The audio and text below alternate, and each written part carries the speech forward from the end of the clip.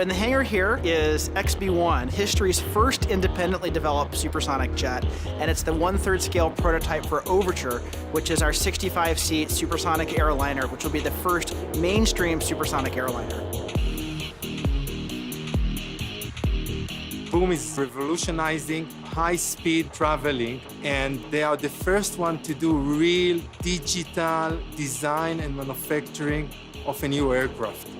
XB1 is the product of digital engineering, which means the ability to go design something in 3D on your computer, test it, optimize it through simulation, but also to be able to realize it quickly in real 3D form through 3D printing.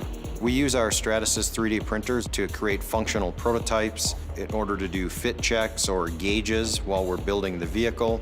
We use them for drill blocks, as well as using the machines to print flight hardware that's actually going to fly away on the XB1 demonstrator. So this is XB1 supersonic demonstrator. Compared to Overture, this is 70 feet long. Overture's gonna be 210 feet long. So smaller airplane, but it's got all the technology you need for mainstream supersonic flight. Our designers, using in-house 3D printers from Stratasys, were able to go see how the designs were working, iterate faster, and ultimately come up with parts that are better designed, that are more lightweight, for less time and less money that would have taken otherwise. The way they are approaching the development cuts years from the development phase and also at the manufacturing stage. So we have built hundreds of 3D printed drilling fixtures, jigs, other kinds of build and assembly tools to make XB1. This drill guide is used for drilling holes in our aft fuselage.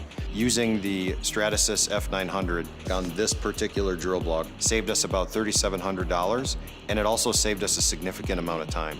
So instead of taking weeks for us to get a CNC 5-axis machined aluminum component in-house, from a design to part in hand, it only took us a couple of days.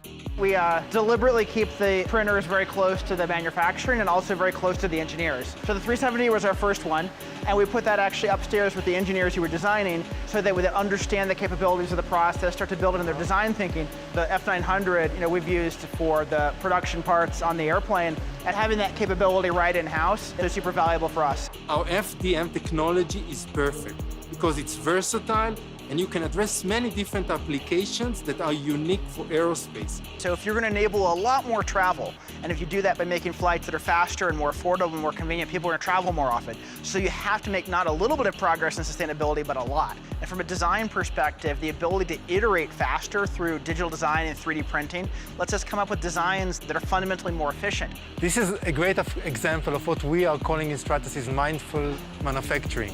Why? Because when we are taking the 3D printing industry from prototyping to manufacturing, we have an obligation to make the manufacturing more sustainable versus the traditional system that are being used today.